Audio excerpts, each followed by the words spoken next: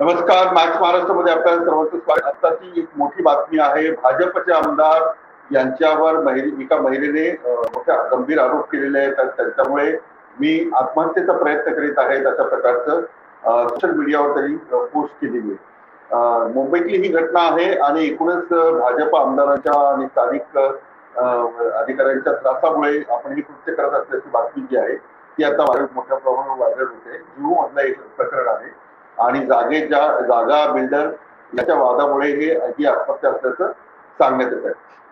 या महिलेचे जे पती आहेत ते संजय परदेशी माझ्यासोबत आहेत.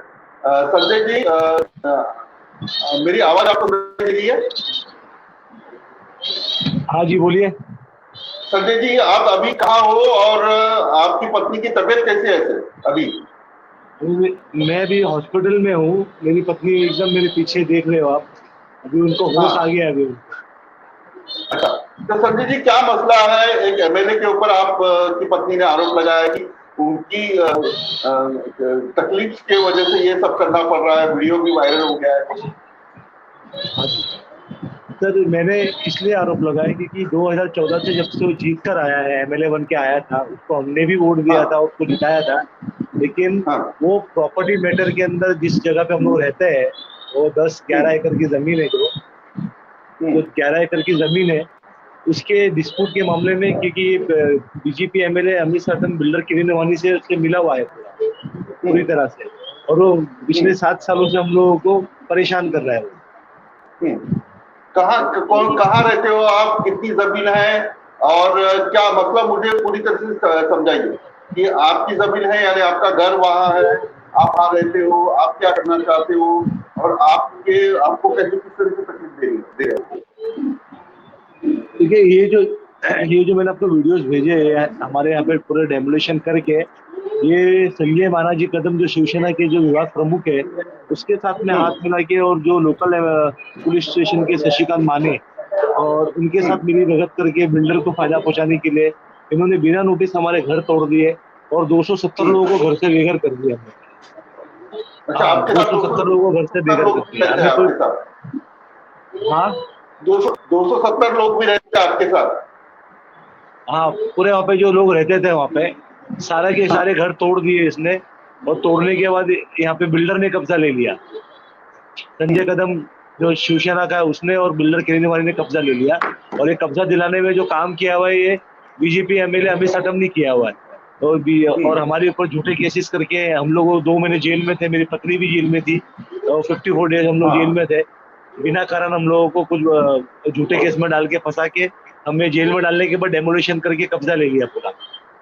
नहीं, आप तो किस तरह की यानी क्या करना चाहते हो आप? बिल्डर वहाँ क्या करना चाहता है?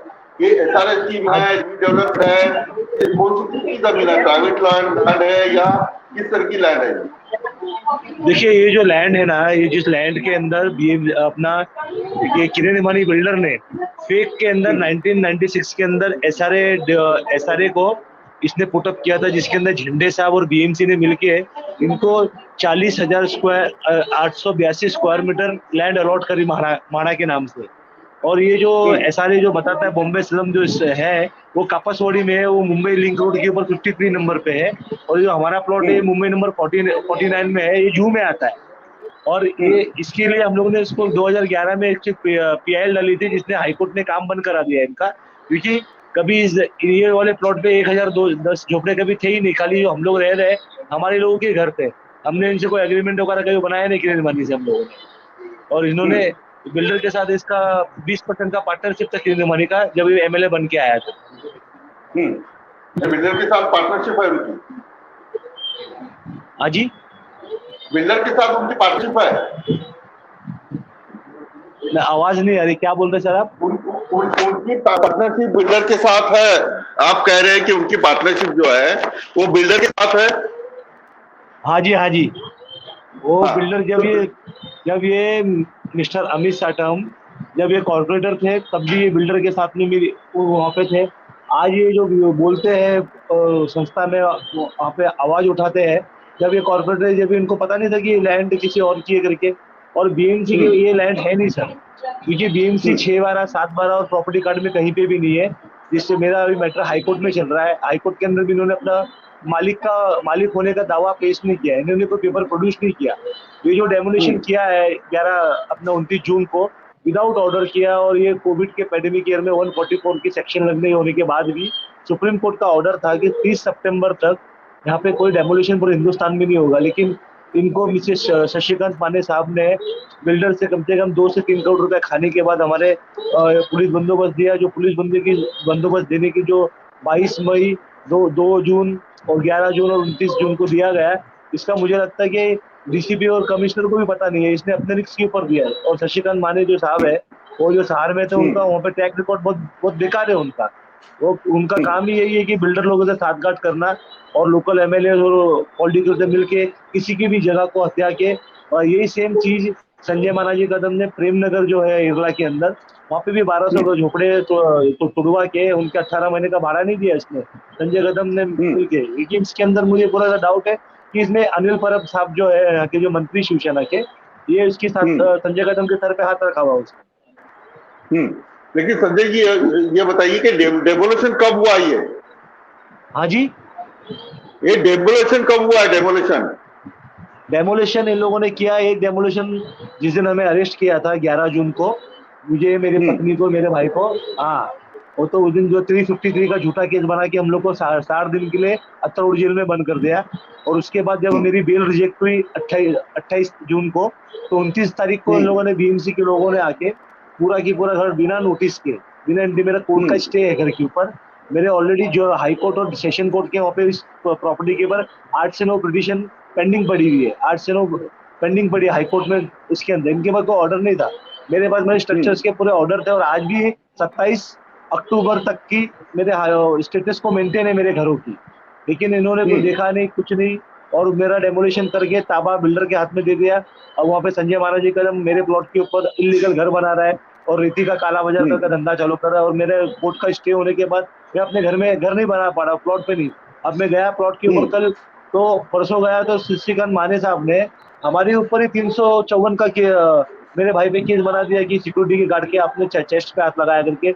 और जबकि वीडियोस के अंदर, सारे वीडियोस के अंदर दिख रहा है कि मेरा भाई उस लेडी से कम 10 फीट दूरी से बात कर रहा है। तो हमारे साथ इसी तरह नाइंसाफी करते रहते हैं। और मेरी वाइफ पहले से फर्स्टेड थी कि वो पहले 4 दिन जेल में रह के आई है। मेरे बच्चों पे केस बना, मेरी बेटी लॉ स्टूडेंट है, उस पे केस बनाया। संजय जी अमित सातम मेरे साथ है। अमित सातम सर, मी विलास आठवले बोलतो महाराष्ट्रामधून। माझा आवाज येतो तुम्हाला? अमित सातम तुमच्यावर आरोप केलेला आहे संजय परदेशी यांच्या पत्नीने, तुमचं नाव घेऊन व्हायरल केलेली पोस्ट। त्यांचं असं म्हणणं आहे की तुम्ही त्यांना त्रास दिल्यामुळे त्यांना ही पावलं उचलावी लागलेली आहे। तुमची काय प्रतिक्रिया आहे?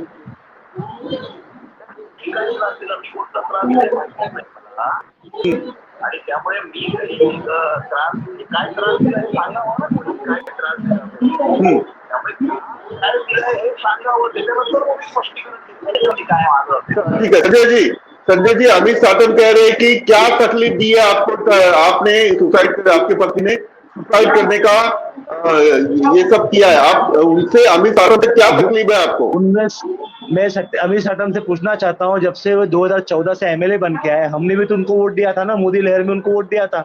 आपने वहाँ पे आने के बाद आपको खुद को पता है कि वो लैंड किसी की नहीं है, इसका सर्वे नहीं हुआ है, जिला अधिकारी ने आपको लेटर भी भेजा है, इसका सिटी सर्वे नंबर वगैरह कुछ भी नहीं है। हम वहाँ पे रह रहे इतने सालों से, हमने कभी अमित साटम ने हमारी सुध ली क्या? ये इन्होंने नई बोल के गार्डन रिजर्वेशन के नाम पे, अनलीगल जिनके नाम पे 7 से 8 बार हमारा घर तोड़वाया इसने। वहाँ पे लोगों को बेघर किया इन्होंने। और नहीं संजय जी उनका स्पेसिफिक सवाल ये है कि अमित साटम ने आपको क्या तकलीफ दी है? आपने हमें मेंटल टॉर्चर किया है, हमारे घर बार बार तोड़वाया, आपकी वजह से हमारे करोड़ों रुपए का नुकसान हुआ है। आप एमएलए हो कि आपका कंप्लेंट, मेरे पास कंप्लेंट लेटर है, आप बार बार अपने लेटर हेड के ऊपर कंप्लेंट डालते हो लोगों के। इसके लिए मैंने दिल्ली जाके आपकी कंप्लेंट करी है, वो लेटर मेरे पास लेटर का सबूत है।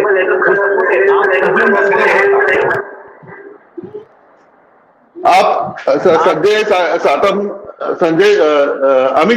अमित जी त्यांचं असं म्हणणं आहे की तुम्ही त्यांना मानसिक त्रास दिलेला आहे, त्यांच्या विरोधात तुम्ही वारंवार तक्रार केलेली आहे आणि त्याच्यामुळे हे त्यांना पाऊल उचलावं लागलं।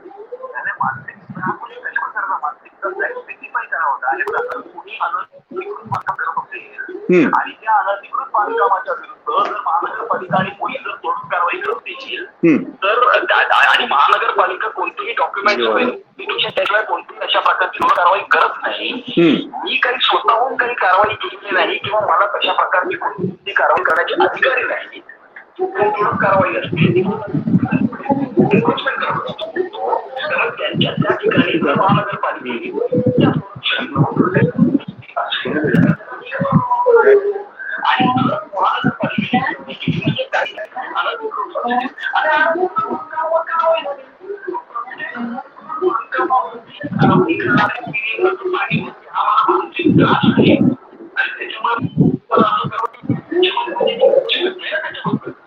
ठीक आहे संजय जी.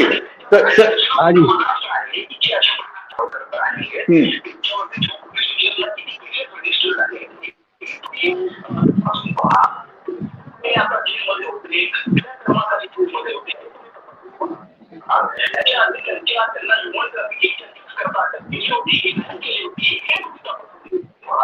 त्यामुळे तुमच्या माणसाचं काय बॅकग्राऊंड आहे आणि अशा काय बॅकग्राऊंडचा माणूस काय अच्छा ठीक है.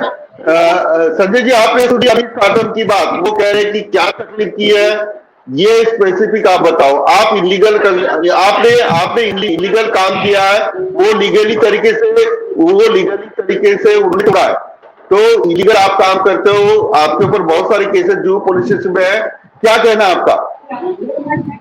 देखिए मेरा बोलने का मैंने कोई इलीगल काम नहीं किया और यहाँ पे इलीगल कोई काम नहीं किया मैंने. यहाँ पे इनके प्रधानमंत्री का योजना है, घर का योजना है, लोगों को गरीब को घर देना है. तो अगर ये लैंड का चाहे बीएमसी की हो, कलेक्टर किसकी भी हो, 2011 का जीआर पास हुआ है ना, 2011 का जीआर पास हुआ तो हम लोग प्रोटेक्टेबल है ना हमने, तो आपने हमारे घर क्यों तोड़वा है? आपको क्या इंटरेस्ट है? आपने बिल्डर की जब आपको लगता है कि ये बीएमसी की लैंड थी तो अपने बिल्डर के साथ में हाथ में क्यों मिलाया? जब आप कॉर्पोरेटर थे आपको पता था ना, तो आपने असेंबली में आवाज क्यों नहीं उठाई इसके?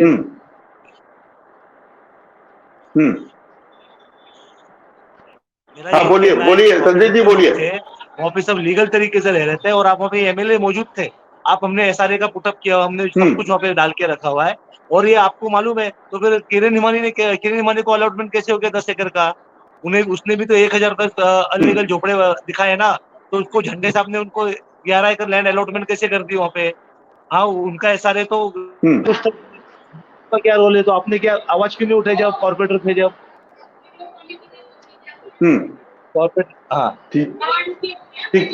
अमित साठे यांच्याशी संपर्क तुटलेला आहे. अमित साठे यांचा खुलासा आपण घेतला.